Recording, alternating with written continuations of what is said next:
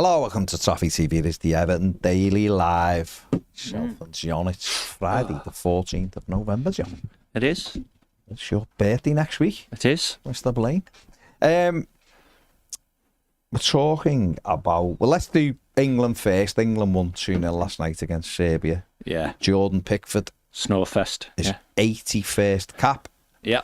And his 10th consecutive clean sheet, over 1,000 minutes without conceding a goal for England. In fact, Thomas Tuchel, since he came in as England manager, hasn't seen Jordan Pickford concede a goal. And apparently didn't Lee Dixon still have a pop on him last night? I think Ped said, and then give me no elaboration on what he said. But I saw what Ped... I saw what Ped put in our WhatsApp group, so I did the little bit of research, right? But a couple of things, because there's a couple of things. One was I didn't watch the game. I watched the first 20 minutes and thought this was a bore fest, so I went and watched something else. Yeah. And then whatever it was 1-0 when I come back to it, right? And I watched it just to make sure that Jordan got another clean sheet. Yeah. Then I saw Ped saying what Ped said, that, Dixon had done what he normally does. Yeah. Right?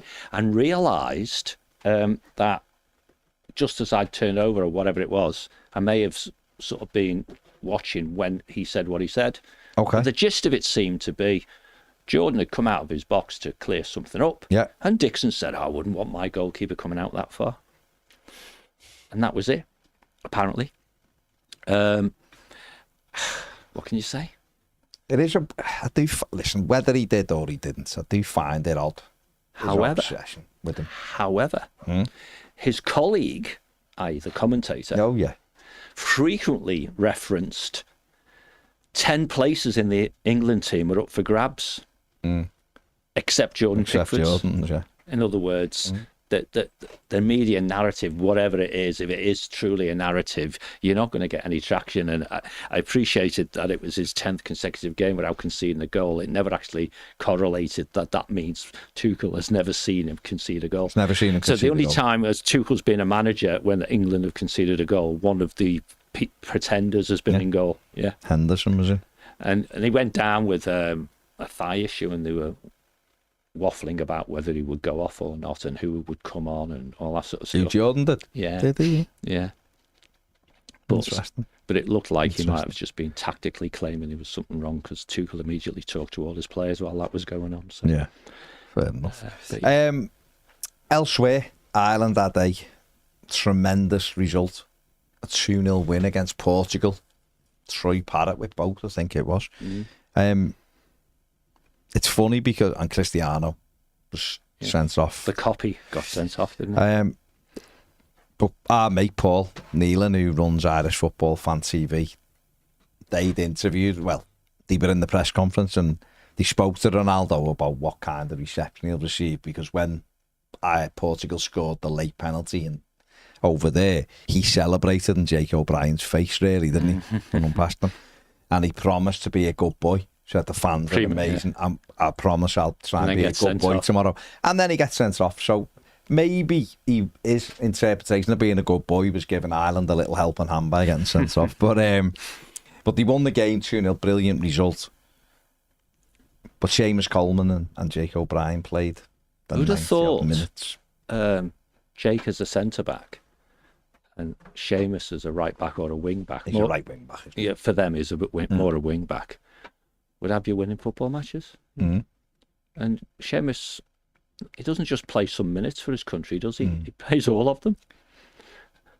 So in that style of football, level of football, in that position, clearly he's fit enough. There is a world of difference. Of course there is. Playing in international football and playing in the Premier League. But David Moyes sees him every day and obviously doesn't think right now that he's even up for sort of selection. He's a sub and he's great and a really good backup, and if there's an issue he can come on and shut it down. And we sort of saw that against Palace. He brought him on, didn't he, in injury time, and he done what Seamus doesn't when he won a free kick in our corner flag when we needed him, through the experience. Have you been surprised he hasn't been given a bit more? Because he got given minutes at Wolves in the League Cup at left back, which was, he was never a left back, as someone said. He was never a left back in 2009 when he was starting out. He's definitely not one of 30 36. But are you surprised he's not being used a little bit more at right back? Yeah. I mean, if you look at the Sunderland game where we had a curious substitution, right? Well, just quite a few curious substitutions, but I perhaps would go so far as to say that when he's looking to make changes on the right, where we might say, don't put Dwight McNeil there, that Seamus would be ahead of him. You know, if you're trying to lock a game down and say, I want someone a bit more defensive-minded, I still can't come to terms with why it was Dwight other than to say to Dingle, where's that come from? Dibble, right? But surely it's a more powerful message to someone who allegedly is not doing enough in training to say, here's a bloke, you know, old enough to be your dad, getting on the pitch before he probably is, isn't he? Being a bit young. But I think you meant McNeil, old enough to be Dibbling's dad. Yeah. Oh, not McNeil's, right? Here's a bloke who's old enough to be your dad, getting on before you. So he shows you in training what you should be doing, but then you've just said he sees him every day in training, and maybe Seamus has come off what he was of a puppy dog running around all the time. Well, the thing is, he loves Seamus Coleman, David Moyes. Does, yeah. Absolutely loves him, but he doesn't use him. So there must be some sort of correlation somewhere. Maybe he'll update his thing about Premier League experience, I mean, between the ages of 25 and 35. But he might look like, it's easy to go, he played brilliant in the last round of internationals. He played two games, didn't he? He hasn't had a minute in between. Yeah. And he's played brilliant again. But in that time, Everton have gone from Jake O'Brien to James Garner. Well, I was going to come to that. And maybe he just thinks he's behind James Garner. James Garner's fit enough to get up and down, good on the ball, strong, 24, blah-de-blah. And Seamus is there if we need him. Sure. And that people might, what if Seamus would have had a nightmare last night and got destroyed by whoever was the winger? Would everyone be saying still should be given a chance? And I think they wouldn't. So we can be reactionary and go, he was great. It's a different position in a slower game. Agreed. He's fantastic. I love Seamus Coleman. I absolutely love him. It is a different thing playing in the Premier League. If you're not, in the hierarchy, right, imagine you're even a youngster, but any player, then if you're not in the manager's line of sight, because that's a phrase, isn't it? Or is it vision? Whatever, right? Then you want to get on the bench, don't you? Then you want to get some minutes. Then you want to start. And I think you've said this many times here, because the training thing, see him every day. All you can do is keep doing the right thing, asking questions of the manager. I don't mean by banging on his door, but asking questions. So Seamus trains hard, goes on the bench, never comes on, goes off for international duty, starts games, does well, comes back, trains, goes on the bench. Eventually he's going to come on, isn't he? Well, yeah. Unless the fellas who may be perceived to be ahead of him are also doing that.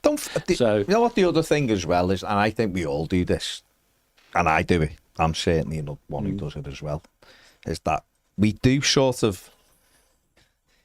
lose sight that it's not about giving people minutes. No, it's not. This is a job. It's Absolutely. A job. About winning and we football can go, matches, yeah. And I'll do it. I've done it. I'll say, we should have put Dibbling on for 5 minutes. Should have put Ashney on for 5 minutes there. It's not David Moyes' job to give Seamus Coleman 3 minutes at the end of the game so he feels good about himself, is it? No. Really, it's not Adam Ashney. And now we could argue a little bit for Ashney, I think, more than Seamus, by saying, but how's Ashney going to get any taste for the Premier League if he's never getting even on the pitch for 2 minutes? Personally, I don't think he will get on unless Everton is 6-0 up and the manager just goes, go ahead. But when you do the Ashney example, when you do the Arsenal example, with expectation he'll go out on loan, where to? A Premier League club? He won't go to a Premier League. That's what I mean. So he's still going to come back without any Premier League experience. If he doesn't go to the Championship... he'll go to Spain. Get Toffee on him. He'll go. That's where I'm going. If he goes to the Championship, at least it's English football. If he goes back logically from where he's come, he'll just reaffirm the potential that he's got. But he'll go and play every week, won't he? And he'll be a year older, technical ability will come through and he'll start again in the summer when we're trying to get it. Yeah. But what I mean is, if you can get him, who knows? I mean, we're going to be 2 players light from the middle of December. Sure. So maybe he will get on, I don't know. But I'm saying there's more validity out the 2, I think, in getting Ashney minutes than there is getting Seamus minutes. But I know that if we needed some experience and someone who's clever and knows the game, which one I'm putting on, and it's always going to be Seamus. Sure. But they've got to earn the right to get on, haven't they? And I guess if the manager's looking, I'm sure Seamus Coleman earns the right every day in training. He's not going in and cruising, is he? But the manager might be looking and just going, can't do the job I need him to do. That's fantastic. I'm made up. He's playing brilliantly for Ireland, and it's great because it keeps him ticking over. He's got games. He's fit. He's learning a bit more. He's just gone and played against Ronaldo for an hour. He's getting that, keeping all that going, that knowledge he can bring back and use with the players on the training field.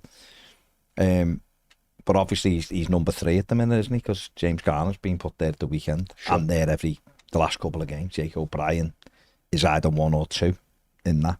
And so Seamus is 3, and it's good that he's fit. And who's to say he is fit because we're not throwing him in?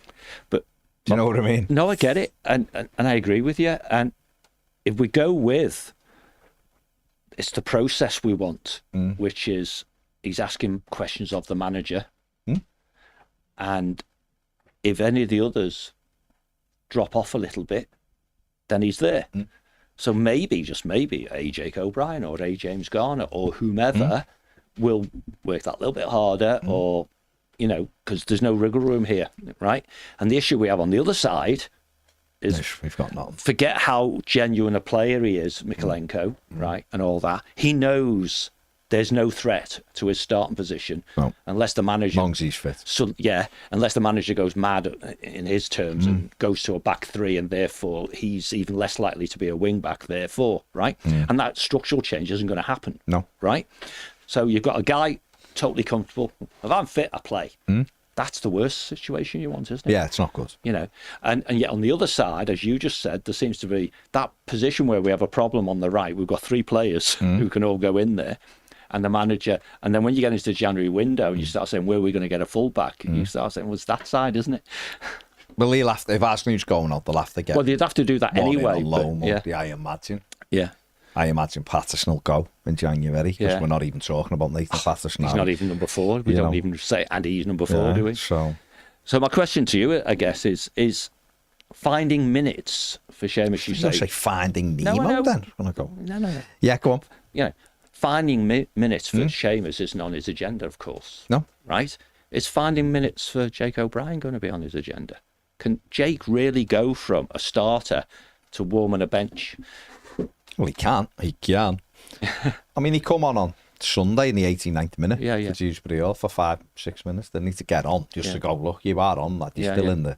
Kept you involved, kept you involved. Because he's been playing well at centre-back for Ireland. See, the thing is, he's not going to come... I don't imagine right now he's going to break up Tarkowski and Keane right now. No. If we keep letting goals in, then he might look at it and go, something needs to change. It's Tarky or it's Keane, whichever. But it's not going to happen really at the moment. So it's only... Jake's thing will be... See, I'm unsure when we go to Old Trafford if he'll keep Garner at right back. Right. Because I think he'll be looking and going, these are doing all right now. They haven't lost for 6 games or whatever. The Kuhn is playing better than Bumo, scoring now. They're a threat.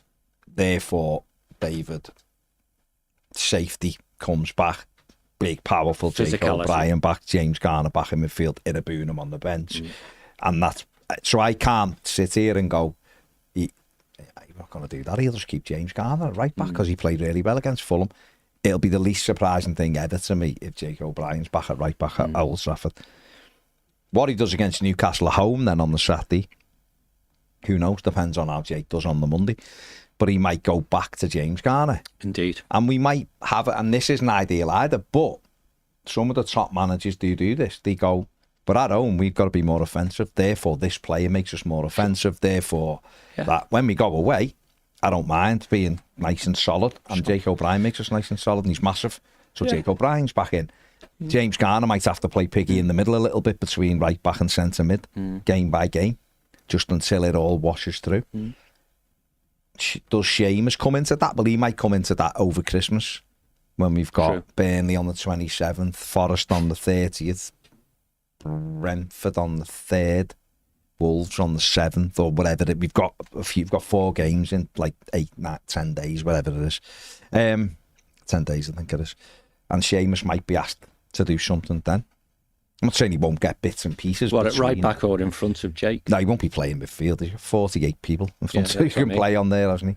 So, and Jai won't be there, but there's Dibbling. If he starts playing Seamus Coleman before Tyler Dibbling, there's an issue. There's a huge issue. Yeah. And there'll be an issue that'll ripple through to the owners. They won't be accepting that. The message will come down. What did we buy this guy for? What's going on? Yeah. And you've got, obviously, even though we shouldn't be playing on that side, you've got Dwight McNeil who can go out there. You've got Charlie Alcaraz who can go out there. Jack Grealish can go and play out there and switch, So it'd be shocking if Seamus Coleman ever appears at right wing for Everton when there's a lot of others available to him. Do you think, because you referenced the owners, right, which is, I guess, Roundhouse Capital then. Well, the board, and even then, the board. Yeah. Let's say the board, like you say. Okay, let's go with the board first. Yeah. So we can imagine a scenario, can't we, where the chair of the transfer committee, which we'll just say that's Angus, has finally got one that the manager says yes to. The data analyst and all those guys are chuffed. Yep, this is the guy with Dibbling. This is the guy we want. Right, just like referees do now. My final decision, we're going to buy Dibbling. But in that consult and inform loop, Angus then has to speak to the ownership group. So he goes to, and he'll have Marcus on side, presumably, because he sits on the board. So they do the club level thing. Ultimately, the people bankrolling this sit in the United States. Have to sign it off. It's Toffee Holdings, right? Which means Dan, basically, I guess. And maybe Kid and maybe Seraphin, because it's all their money at the end of the day. Right, we want to buy this guy. This is how much he is, this is the profile. The objective side of that decision making must be recorded, mustn't it? I.e. the why, Because if you get a challenge, I mean, you don't have to be a footballing person, do you, really, to know how big a transfer fee is, know what level of commitment you're making, recognising he seems young, recognising that he's had, homesickness issues in the past, all those sorts of things. So you get all the ticks, right? Because you can answer all those questions. We know, and maybe what we've actually deduced or you got out of Angus was that part of that criteria of justifying a player acquisition is, and we expect this player to play more than 30% of the available minutes throughout the season. Now, they can all arrive in the last third of the season, can't they?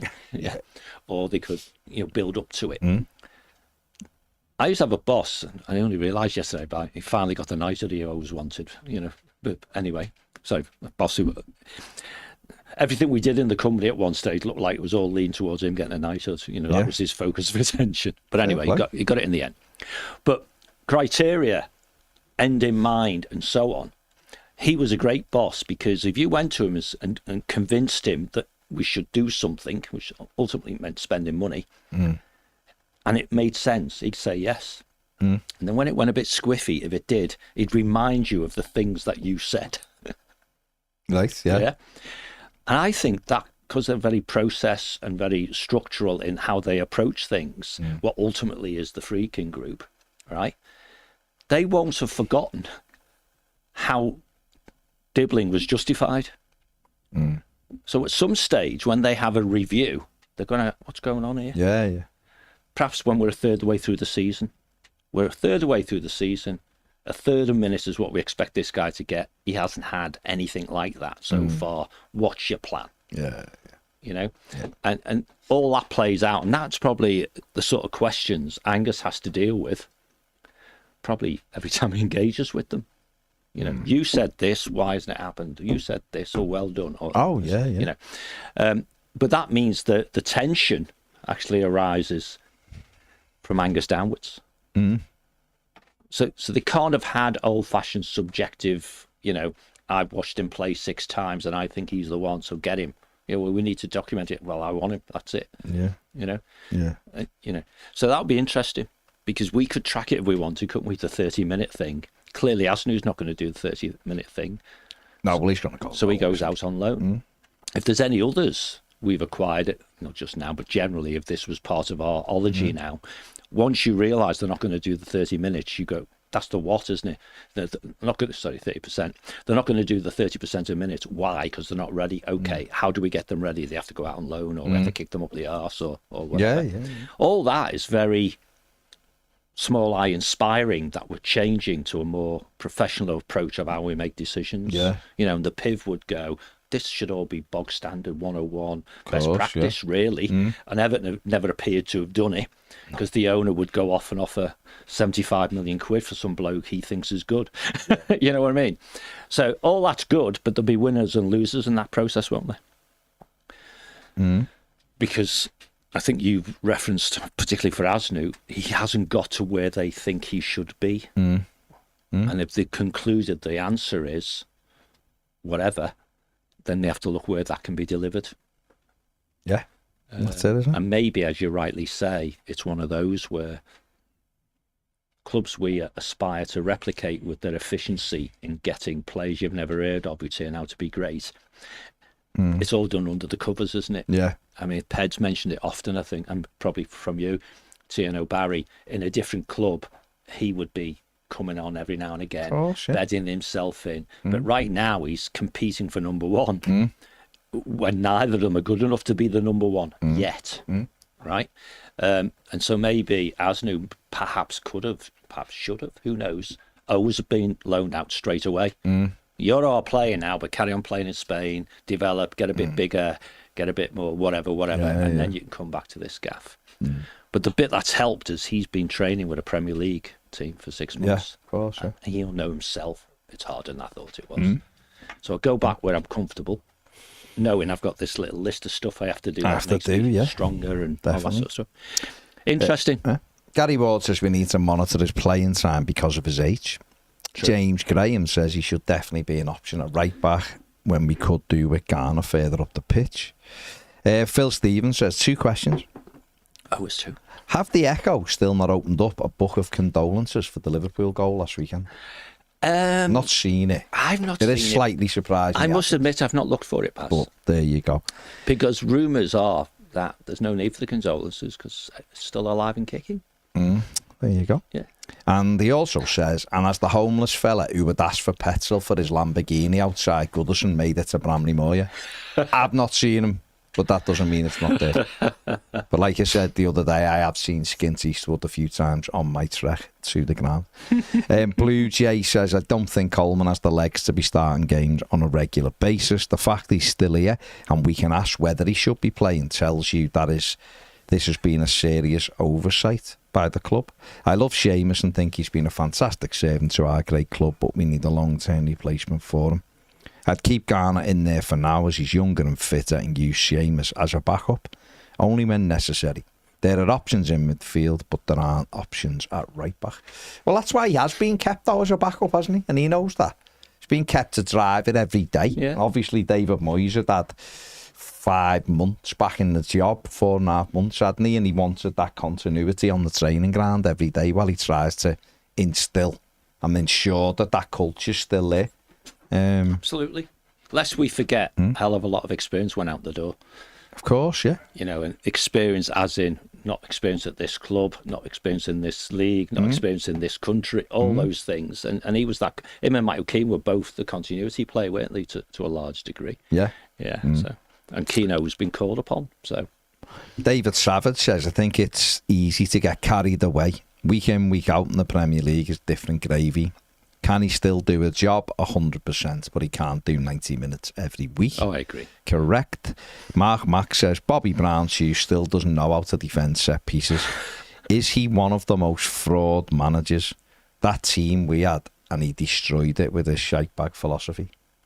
I don't think it's a fraud because there's too many people in too many countries who've chosen him to employ him for him to be a fraud. He's clearly lacking in some areas, isn't he? His philosophy, fundamentally, which almost dismisses certain things, you know, like defending. But he's doing all right, yeah. Josh says it. Mark, that's brilliant. I don't know whether we might keep that. You might keep that and come up with that 11. Just let it just fester for a little bit. Josh says, afternoon, guys. John, how impressed have you been with Lando's form to reclaim the championship, having been 34 points down? Who? Oh, Lando Norris. Well impressed, and I'll do a segue back to football. Right? Lando Norris is the driver for McLaren in the Formula 1 Grand Prix. Oh. Lando couldn't do anything right. Yeah. Round in circles, yeah. Lando couldn't do anything right. He's his own worst critic. So confidence is a challenge because he always sees what he's done wrong, not what he's done right. His teammate, Oscar Piastri, is Australian and has all the attributes of an Australian. Is he out of prison though? Yeah. He's South African. Has all the attributes of an Australian, so very confident. And he was in the groove. And very basically, much like Madonna. Yeah. So he was in the groove and he was winning a lot of races. And if he didn't win a race, Lando wouldn't exploit it and all that sort of stuff. Then Lando got in the groove, right? And Oscar's huge confidence has disappeared. The shot. Yeah. So the segue back to football is doing stuff when you're not pressured is completely different from doing stuff when you are pressured. Of course, yeah. You're almost at a point now where Lando thinks it's easy. Everything's easy. He's winning races. He's qualifying, is brilliant. And he comes off and goes, I couldn't believe the time when I saw it, because everything's easy when you're right in the groove. And that's putting further pressure on his teammate. So, yeah, mega impressed. What I would say is, as we've talked in here generally about players, Keno being an example, I suppose, form is temporary. And the self-doubt in Lando Norris is still there. Nice. The confidence buried deep in Piastri is still there. And there's 2 or 3 races to go, whatever it is, 3 or 4 maybe. And one more win for Lando, and it, depending on what happens to Piastri, that could almost be it. But I can just see one bad weekend and all that confidence will flow away from one and flow into the other. Hence, the back end of the last few races are going to be tremendous. But fingers crossed, I hope Lando ends up as world champion. It's my team, McLaren, from days gone by. I always had a struggle with it back in the 70s and 80s because the colours were red and white because of Marlborough. But now it's this colour. Sort of, Which the Hammers. That's the closest to it. So, yes, very impressed indeed. And a real indicator for anyone who dismisses being confident. With winning brings confidence and makes winning easier. And my missus, for example, because of her karate background, doesn't get that. She thinks it's all about technique and stuff. Well, technique gets pressured when you're not confident. There you go. You should have Formula 1 fan TV, John. We should. You do. Well, not us, but you should have it. You love it, yeah. You like Formula 1, don't you? Yeah. Do you like it as well, Tim? Yeah. I don't know all this stuff like John, but I get into it, trying. Yeah. It's good though. It's good. It's one of the most popular sports on the planet. Certainly the one with most money in it. I like Formula 1. Yeah. I'm in the minority. Yeah. I know that. Ped's just said off camera, I'm into Formula 1. Someone just pressing the foot down on it. It's not. Driving a car around. It's not. What is a sport, really? You'd actually like it if you got into it, because it's very, I wouldn't. It's very techy. I watched it years ago with Mansell and Schumacher and all that. Years ago, centuries ago. It's got 2 sides of it. Yeah. It's got 2 sides. The techy stuff's Ped, honestly, I couldn't, mate. I couldn't. It's just going round. It's like watching someone jog round a footy pitch and going does have something that you would value in football. You don't know who's going to win. John, it's like wrestling. Didn't they have to let the mate through and all that shit? No. So, and didn't he make the rules up and change them a couple of years ago? That's the equivalent to VAR. Yeah. So there you go. It's equivalent to VAR. Real. It's not real. But I'm glad you like it. It's fine. Seamus is fine as a sub. Or a spot. No, I'm saying for me. 75% of the room likes it. So I'm in the minority. I'm just saying for me. It's not it's when you're making rules up as you go. No. That's why you don't like football. Yeah, it's why I fell out of love with football, because they are just deciding to some degree they're doing the same thing. It's wrestling now, football's WWE. Premier League is anyway. It's massively scripted. Rich says, I still think Garner is a better defensive fullback than O'Brien. Playing centre-back and fullback, 2 different roles, body shape, anticipation, all different to each role. I would keep Garner there. Tim in centre-mid gives us a presence. I think the same side that be full. Maybe it might be. What I'm saying, Rich, is I wouldn't be surprised if O'Brien is straight back at right back because it's away at Old Trafford. I agree. That's why. And not because I think it should, I'm just saying. The one thing which I think is a strength, Garner's got it, I think, but Jake has definitely got it, even playing out of position, as he doesn't really get flustered. In other words, he's been stress tested at right back. If you look at someone like Tim Abunam, we can all see his attributes, but the key would be, does the manager trust him? Right? And at best, the jury is out on that. Yeah. So he has to keep doing what he's doing. But there's going to come a moment, isn't he, when maybe it's when AFCON's on, when he's asked to play in a role, maybe even alongside, the other DM, and has to be truly disciplined. And that doesn't just mean going AWOL up the pitch. It means not giving away cheap free kicks and all those sorts of things. And that's all part of development, isn't it?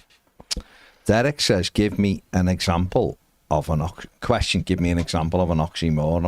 Answer, motorsport. And David Savage says, and to think John called England a snooze fest, lol. F1. If you don't get it, you don't get it. Yeah. It's as simple as that. And Steve B said, I honestly don't know how anyone can watch Formula One. It is something I've never been able to get my head around. John, how do you do it? I know everyone's different, but to me, it's like watching paint dry. I have an immersive understanding of it, and I can recognise the tactics. I can recognise, you're right, that in any sport, running's a good one, isn't it? The guy just runs off type of thing. Boring. Because we all want closeness, don't we? But the way the sport works, there's so many variables during a race. They force pit stops, for example, so they have to change tyres and things like that, which is to stop it becoming as long a ball fest. Most impressive thing about Formula One is how quick they change the tyre. That's the most impressive thing. It's astonishing. Everything else, I'm not having. It's you may as well just have it just on a car park. I tried to change a tyre on a Formula One car once. Did you? Yeah, I was in the VIP paddock club as a guest of McLaren, as it happens, back at Silverstone. And what they used to do for the VIP bods was they'd have a Formula One car and they'd time you changing the tyre. Yeah. And the tyres are heavy. Oh yeah, the massive. Crazy heavy. So even as a relatively fit person then, what? And that was before my arm was useless. And it just gives you even more. These guys do it in under 2 seconds. That's crazy. That is crazy. But when you hear how many people are doing it, because you think of it as like 4 guys, don't you? There's 20 odd of them. It is incredible how they change it. It's still not sport. Chris Davis says, afternoon lads, back to yesterday's discussion about retro Everton clothing. Frank's football is brilliant. Ped has a few items of theirs, as I do. Great products. A good one. There you go. It's gone right over my head. Fair play. Mark Cody says we should drop Tarky because he's been rubbish. But that goes back to the risk call you effectively were in the foothills of before. If the manager felt the need to make a change out of his starting pair, then objectively it would be to drop Tarks, wouldn't it? Right? And if he objectively drops Tarks, would he put Jake O'Brien in? Why would he objectively drop Tarks? Out of Keane and Tarks, it may be perceived that. Do you think? See, I don't get this. Hang on a sec. I still don't get it. No, I'm with you. Let's he's been terrible and Keane's been great. Let's play this out, right? And that would then, logically, one might suggest, means that Keane goes to right centre-back, Jake O'Brien goes into. To me, 2 changes straight away, right? It's far riskier than leaving it as it is. And I was going to say I'm with you, like I'm second guessing why you think what you think. I think Michael Keane just hasn't had one of his ricks. That's all. He's done. Michael Keane's done all right. So yeah, absolutely. So he is a steady, safe centre back. Always got a goal in him, which is good. And always got a goal in, because as we've jokingly said, and I mean it, he's far better in the opposition's penalty box than he is in ours, particularly with his feet, right? But there's an intangible there, which is playing alongside Michael Keane impacts whoever's playing with him. I think. Again, I wouldn't argue. If someone said it's a flip of a coin, I wouldn't argue that between. Which of the two you would take out? I think so, I really don't subscribe to the thing that Keane's been brilliant. No, I don't either. And when you look at every independent, I don't either. Stats and scoring thing, Taki outscores him, apart from the goals. Yeah. But Keane's been sound. There's no problem. We're better team when Jarrod Branthwaite's in it. Totally. Absolutely we are, because he's the best defender we've got, but they've both been fine. If we start conceding more goals, the manager might look, if O'Brien's been sort of ousted from right back, he might look and go, I might try Jake O'Brien, either with Tarkowski or with Keane. And we'll see how we get on. But I do think you could make a case for maybe changing one or, either of them. But I don't think he will, because I think at least they know each other's sort of game at the moment, and throwing O'Brien in, does that then complicate it a little bit? You don't throw the dice, do you? So that's why. It's up to O'Brien to convince him that he deserves a go. Because then it's up to the manager to make the call. But if you were the manager, let's just play the game where I'm thinking, I need to change that pairing because it doesn't work as optimal. Right, but that's probably in comparison to a Branthwaite and Tarks one anyway, right? So I'm going to change one. I'll flip the coin, sort of thing, because I'm going to put Jake O'Brien in. Well, you go. So if it's Tarks and Jake O'Brien, what do I think the number is compared to Keane and Tarks? And if it's Keane and O'Brien, what do I think? And I find out the difference is minuscule. So leave them as they are. No, but that's acknowledge that they are not a great pairing as a pair. Acknowledge that Tarks will all of a sudden look much better when Branthwaite's there, for example. So that might be the query. Would he look better if Jake O'Brien was there? But then some might say Keane might look better with Jake O'Brien. Of course. With Jarrod Branthwaite. Of course. Of course. And that's the thing for the manager, isn't it? Really? And he's a risk-averse manager. And it's doing a good enough job. It might be a bit hairy on occasions, but it's doing a good enough job, isn't it? Because we won that. Well, missing Branthwaite, there's no question about it. Yeah. But they're doing all right. I do think, like you said, I wouldn't say Tarkowski's playing miles better, because he isn't. But I do think he's been the better of the two for me. Keane's more dangerous at getting you a goal, which is great. And Keane's been fine. So. We'll see. Obviously, O'Brien's challenge is how does he get a go? Yeah, well, other than an injury, and we don't need any more injuries, so we want everyone to stay fit. So that's his challenge. The only thing he can do is when he plays for Ireland, play well. Keep asking. So the manager goes, yeah, he's actually doing a decent job there. He's doing well there, or whatever. That's the only thing right now he can do, because even if he plays at right back and has a stormer, David Moyes ain't gonna go, I'm going to put him centre-back, is he? He's got to somehow get to the position of playing centre-back for David Moyes. And at the moment, he's only going to get that through a suspension or an injury. And we don't, as a squad, we don't need either of them. And 4 or 5 months ago, do we? Coming back from their holidays and all that sort of stuff, his expectation would be, I'm third choice centre-back. Well, that's kind of what Moyes has hinted at and said, isn't he? We need a cover. It was a flip maybe between Michael Keane and Adam Webster. They'd looked at Webster. That sort of looked like it was getting agreed and Keane was going to go. But then maybe they've just gone, Keane knows the place. He knows the players. He's capable. He's done well at the end of the season when he come in. We don't need to pay a fee, because I think Webster was going to be 6 or 7 million or whatever. And Keane's probably a better defender than Webster anyway. Okay. So why start again? But if you were planning the dive right now... because part of what goes on in January is a precursor to what goes on in the summer. Right now, are you saying Keano's going at the end of the season? And therefore I need, on the production line, a younger centre-back. Would I bet Michael Keane will be here next season or go?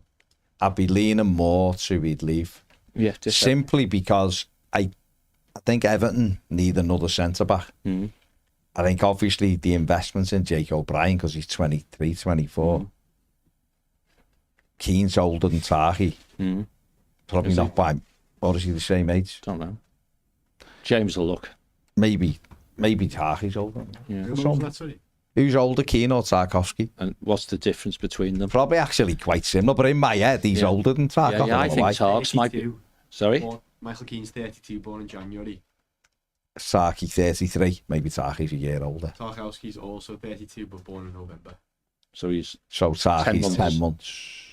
10 months younger, or he's just about to turn 33. Yeah, so 2 months 10 older. months older.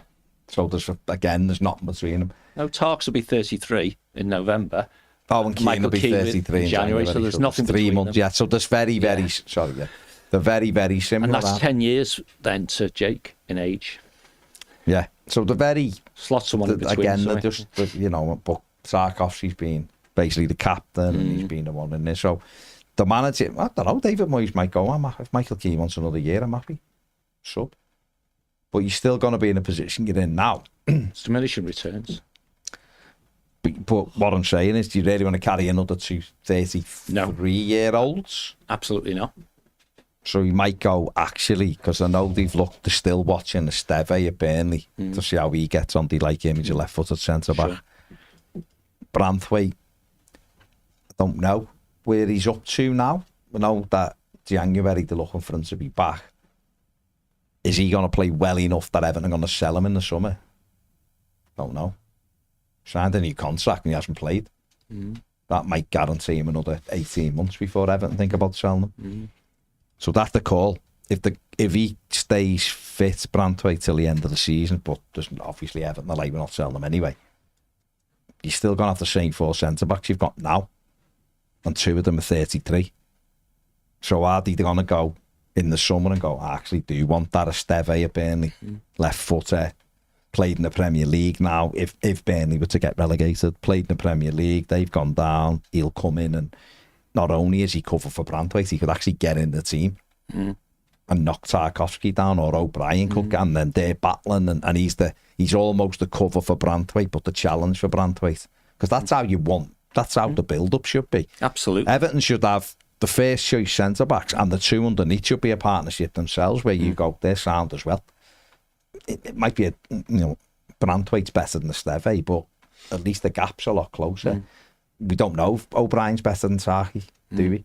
Or Keane, because he's never really played there for us. But the challenge should be that any of the 4 of the partnership and the other 2, if you need it to be, are still quite strong. Because a lot of clubs have that. It's difficult sometimes to get it, but a lot of clubs do have that, where you go, they're quite good. Other clubs might have it in the forwards, or they might have it in midfield, but that's what you're trying to do. I think this is right in the space where having a process committee, call it what you want, and a manager who's used to doing what, having literally the final say on everything, might bump against each other.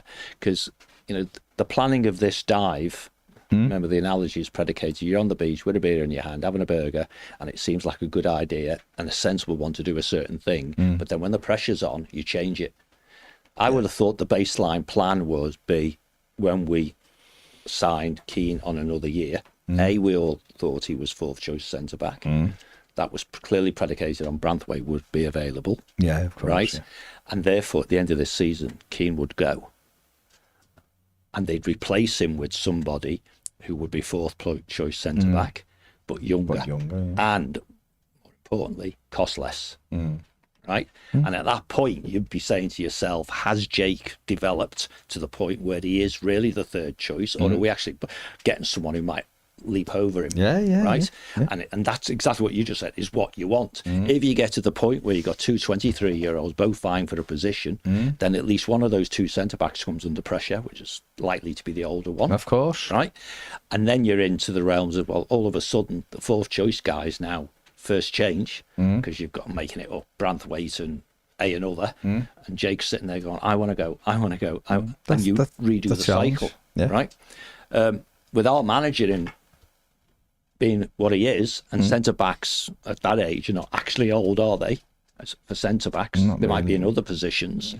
There's always a danger you take the least risk outcome, which is to keep Keane, right? But what you would have this time is Branthwaite going to break down again? Yeah, that's the worry. Yeah. Isn't it? But Keane could have a great season, and the manager might go, he's staying, he's fourth choice, and look what he's just produced. And if he does well again and gets in, then that's what the others say. But then you get past impact on team performance rather than individual performance, don't you? Yeah. Well, listen, we'll see. It's interesting. We'll see. It's interesting. We'll see. A couple of people asking me what else I like, what sports I like. I like tennis. Mind tennis. Well, those blokes just hitting the ball backwards and forwards, over and over. Quite exerting. It's exerting, and it's skill, and there's no cheating. I don't like Isn't golf. the number one being done for drugs? I don't like golf, really. I like the Ryder Cup. I watched the final day of the Ryder Cup, but I'm not really... I couldn't say I sit there and watch the golf. Is that because of the length of it, do you think? I don't... Possibly, I don't know. Yeah. I don't know. Let's do it, like... I'll be honest. I thought you were a big cricket fan. No, cricket. Don't like cricket. I love it. Yeah. Athletics, I don't mind the odd. Like I like the Olympics. I don't sit and watch all the meets. Sprints. Which? Darts. But I do like the darts. Don't you go there. We'll have a big long debate about whether it's a sport or not. Well, it's a sport. I agree with you. I don't watch the rugby. So yeah.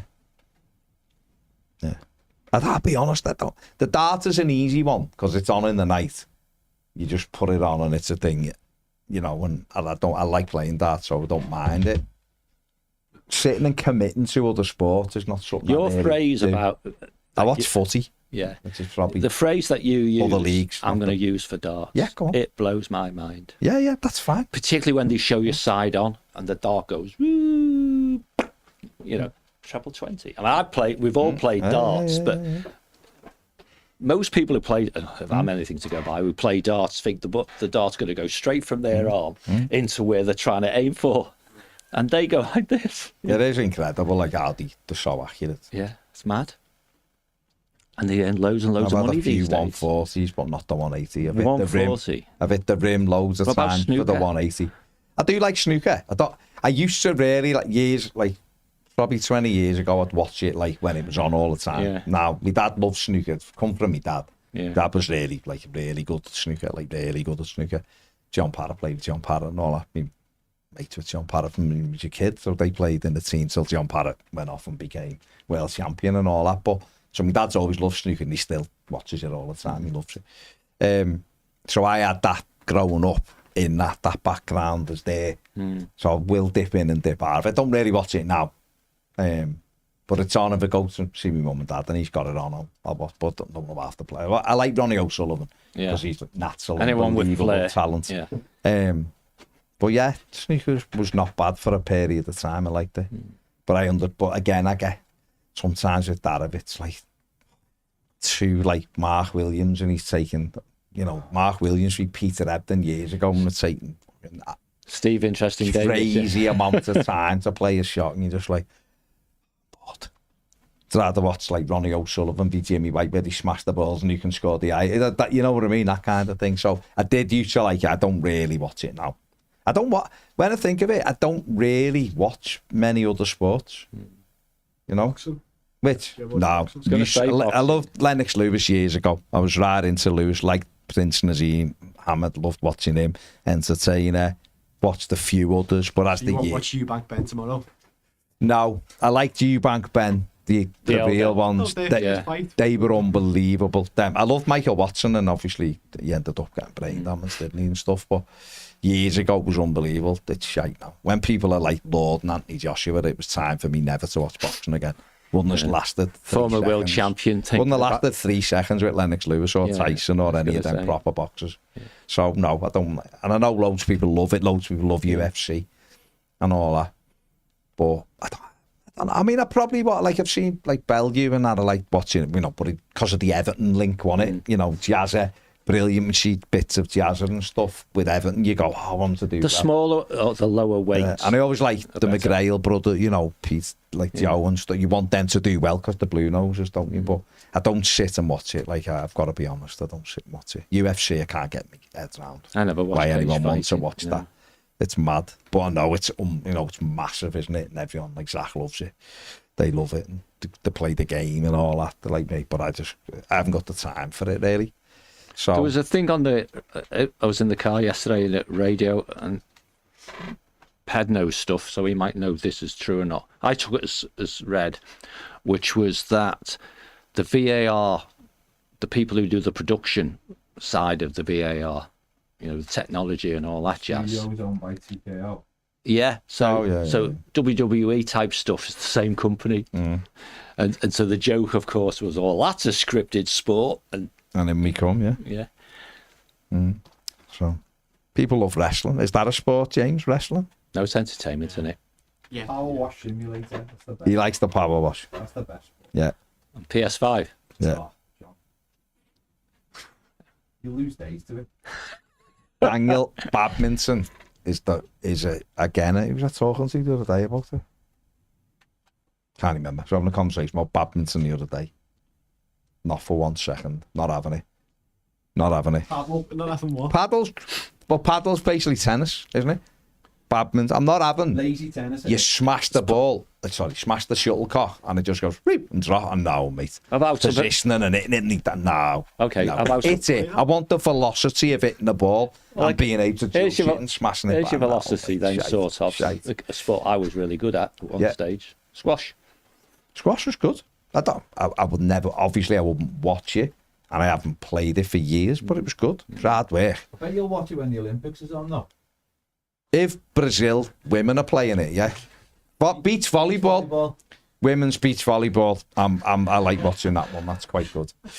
I can assure you, I don't watch it through my hands, John. I can assure you. Very PC. Squash is good.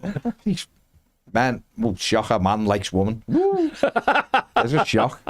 I worked in a team with 16 women who were fucking ruthless about men. I'm sure they were. Ruthless. I'm sure Made they me were. blush every day for 12 years that I worked in. That's why they did it. Scandalous.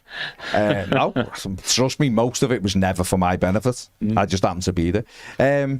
Squash is if you get someone who just controls the tee in squash, you're done. Yeah. And you just make you run around like a dickhead, smashing into balls. Because they just probably got you everywhere. Our game. No, you're right. It's probably one of the few sports where someone who's more proficient at it than you are, after a few hours, can expose the gap between being quite good at this and being even the fitness levels, mate, and just being a fit person who can run around. I mean, I remember in Saudi, because I used to play a very good standard, and my boss, a guy called Mike Wiltshire, bless him, he's not here no more, and he was way unfit, carrying a few pounds and all that sort of stuff. And he checked me out because he gave me the job. And he said, "Do you fancy a game?" I said, "Yeah, sure." And I'm thinking, I'm late 20s, he's in his 40s. I know he was good at one time, blah, blah, blah. And I crawled off the court. And he had a big grin on his face. And there was nothing I could do about it. Yeah. Absolutely nothing. The more I ran around, the further the ball away was from me the next time, and so on, right? And I was pretty damn good at the time, right? But it was just different class totally. It's just they can move you around. And they're good at it. But you know that. It's hard. You know that. You know it's coming, but you can't do nothing about it. Yeah. You know. It's like the Al Tyson thing, innit? You go in with your plan until you're in the face. And the plan goes out the window. That's what it is, isn't it? That's in there, and he just starts sending it. You're just like... Squash, rule is get control of the court. Yeah. You've got to get control of it. Ow. Yeah. But, yeah. But, there you go. Skateboarding, no. Remember having a go at me lad's skateboards years ago, and just thought, it'd be sound. I'll just go down this. He was, like, down the ramp doing, like... stuff. Flips and grabbing it and like all that, and it was only a ramp that was about this big coming down. Like it wasn't high. And I was like, I'll have a go with that. It was a year after I'd just had my shoulder operation, my second one. That was wise. And I came down on it, and it hit the floor, and I come off it, and I was running like falling, thinking, I'm gonna break everything. And somehow I hit the floor, but somehow it went into like a roll, a Merlin, and I got up and my arm was just stiff, and I thought, oh my God, I've wrecked my shoulder. My arm was like that. After about 15 minutes, it loosened right up, and I thanked the big fella in the sky. What about motorcycle racing then? So that was the last time I went down a thing on a skateboard. Yeah, on a skateboard. The which, mate? Motorcycle racing. get on a motorcycle. The only reason I ask is because the car one got instantly dismissed. But it's not real either. Motorbike's not real. You don't think? Okay. So they're crazy. Those people, that is nuts. The stuff they can do. But you talking about me getting on one? No, just watching it. I'm not saying. If you had one here, I'd be terrified. If I didn't have to go anywhere, just had to sit on it, my arse would be gone. Start the engine for you and you go, bottle would be gone, mate. Bottle would be gone. That's not sport, though, is it?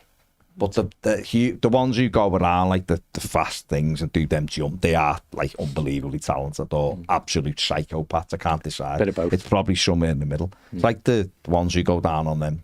The illusion, the skeleton, that one that goes down basically on a tray you've got out the kitchen. Tray, You've literally gone in the kitchen, got your nan's tray, and you sit on it, lay down, and you go, and that's it, and you're going down 18 months. No, mate, they're not normal. Those people, they aren't normal. If someone done a brain scan of them, mate, they'd be like lizards or something. They can't be real. How can you go down a mountain that fast? You come off it, you're dead. They're just like that. I'm on a tray, lad. That's sound. Or in whatever language they choose to say that in. This is why you'd never go near parachuting. No chance. Scuba diving. Parachute? Are you crazy? I get it. You know how I like to get on my airplane? It takes off, flies me somewhere, lands, and I walk down the steps and go. What you like when there's turbulence? I don't love it. I'll be honest. You've seen me when fucking hell, mate. When we went to Minnesota, like we were doing friggin'. That's all we were doing for 2 hours. My man over there is not fond of it. Not keen. But I don't like. How can anyone say, "Oh yeah, I like turbulence"? You don't like turbulence, mate. You don't. I understand it. I understand why it's doing it. I don't like it. Do you ever think the plane's going to fall out the sky as a consequence? There's been the odd time where I've thought, "Oh, this isn't good. This is like not nice." But yeah, probably in that moment. Probably. Have you ever? I remember once we took off from Orlando and we were flying home, and we'd been up about 20 minutes, and we were flying up the East Coast, like the Eastern Seaboard, as they call it. Oh my God! And it started. In fact, no, it must have been a bit longer than because he's just brought the food round, and my thing's going like that, and I'm hanging on, and he's gone like cabin crew sit down, and you're thinking that's not a good fucking sign, and it bounced, and I'm thinking, got 8 hours of this. Oh my God. And my palms were like running, sweating like thingy. That wasn't good. I'd had quite a few, often flying in and out of Saudi, right? I don't know why, but it was. And the scariest one wasn't the scariest flight per se, but the look on the flight crew when they strap themselves in, because they've been told to sit down, and you're thinking, even they think this is a bit hairy. And then you start getting carried away with, they have a proper harness, both arms. Yeah, why have I got a crap one? Yeah, well, I just got this thing down here that's going to cut me in half, right? But I had one going into Saudi where we had one of those, and I don't know if you had this, where the plane drops quite a bit in one go. That's not nice. And when we were on the ground, the pilot told us that we dropped 250 feet straight away. I thought we were crashing. Yeah, well, you will if you fall like that. 250 feet. It's a lot. I thought we were crashing, right? And he said it took another 500 feet or something for him to get control of the aircraft, right? So logically, we come down 750 feet. Yeah, no, thank you. And then it was like, it didn't come on or anything. No. Because, oops. We had, someone... 747s getting thrown about like they're just toys. Someone I used to work with at Everton, Kim, actually, she still lives. She was in a cabin crew. Yeah. And she loved it, and then they dropped like thousands of feet, and that was it. If you have a biggie like that, I would imagine you'd never go in again. Yeah. The worst we've had actually is coming in at Orlando, and we came down. It wasn't too bouncy or anything really. We came down like that, and he went straight back up, and everyone screamed. I've had one flyby like that. Everyone screamed. We were quite close. We were like the engines go really noisy. You're looking, going, oh, and it went back up. Why'd you go back up? Oh my God! So we got up. They get a call to go round again. And then he said, as they were coming into landing, lightning hit the runway. He said, and it didn't. So he said, we're just going to hang around here for half an hour. Like, took us up again, like out the way, and it was all sunny. And then after about 15 minutes, he said, no, we're going to go back in now. And when he come down the second time, we'd landed, it was fine. The noise is immense when when they go just about, they're throttling back because they're just about to hit the ground, and then they just put everything on.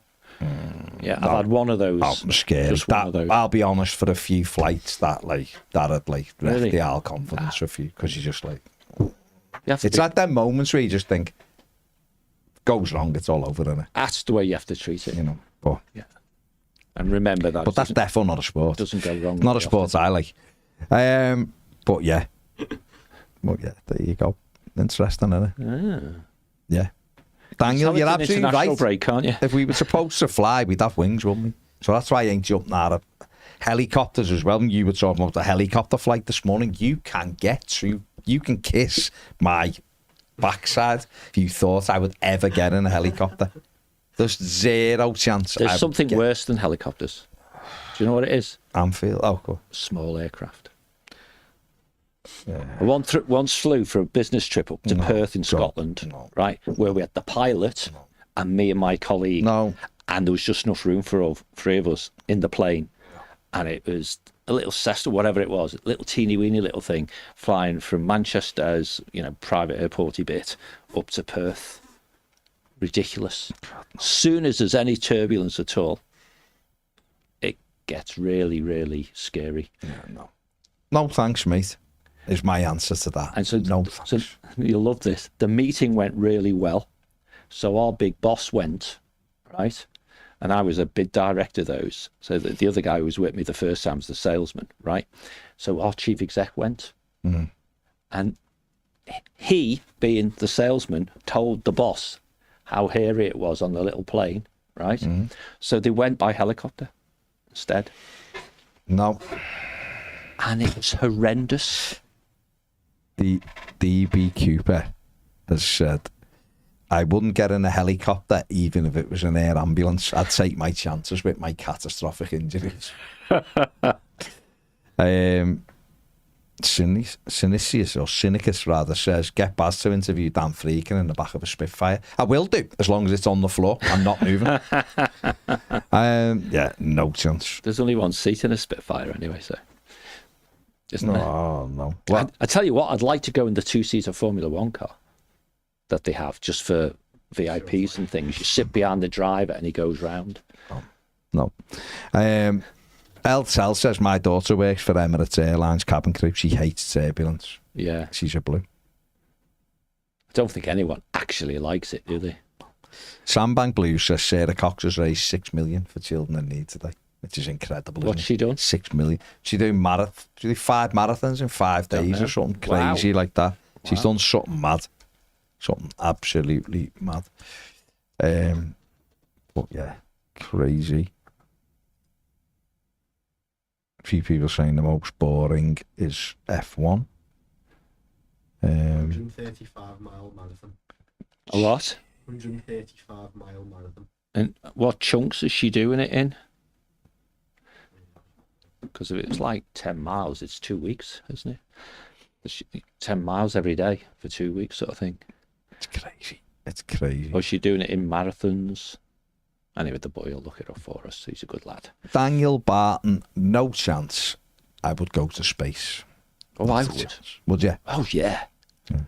Defo. Would you have gone on that thing as well? This terrifies me. You know, the thing that went down to the Titanic? Yeah. Would you go on something like that? If they were saying it's like definitely it's not gonna, they haven't built it with the PS5 I just assume it was safe, joypad, but if it was all safe going, it's fine. Yeah, but you're gonna be down. Jack, the claustrophobia. I couldn't sit in that thing. You've never been in a submarine? No. She started on Monday. She finishes today. Yeah, so that's what I mean, in 5 days. So she's done a marathon every day then, basically. Yeah. That's mad. It's older, James. 5 Yeah. days. Yeah. Oh God. They're only a little touristy submarines, but they're still interesting. Ooh, no. In the Caribbean. James says, love helicopters in the army. Flew 8 times a day. Oh my God. Brave man. El Tel says John B's definitely an adrenaline junkie. Possibly. He is. He's also a fella that bevies till 4 a.m. and gets up at 7. Yeah. I wouldn't do what Astro used to do for a living. No, that was dodgy as well. Sitting in the back of a Hercules transporter, bloody sitting on the ramp, guiding things in and out. Well, it's open, at 15,000 feet or whatever it is. No chance. Nutcase. No. Psycho. Right, few of these before we go. Black and Blue says, I lost interest in Formula One when they removed the refuelling aspect. I don't know what that is. Blue Jay. Variable, basically. Yeah. Okay. Blue Jay says F1 is not for me, but I play golf and don't mind watching cricket, despite it being a Tory sport. So what do I know? I quite like watching golf. As you know, Ryder Cups and things like that. The Ryder Cup's good, team thing. And we'll all watch the Open. You sit there for 4 days. Yeah, but we'll all watch the Open and stuff like that. But I don't watch just rank and file. And you know, when I played, like anyone who plays, if you want to get a decent handicap, you have to become obsessive and play lots. No. So I probably like playing it more than watching it. Nezi Bujan says Formula One is unpredictable. Name the drivers who've won the last 10 World Championships. I don't know, mate. I haven't got a clue. I said Lewis and Max. I said it was fixed. Broadly, Lewis and Max. So there's been 2.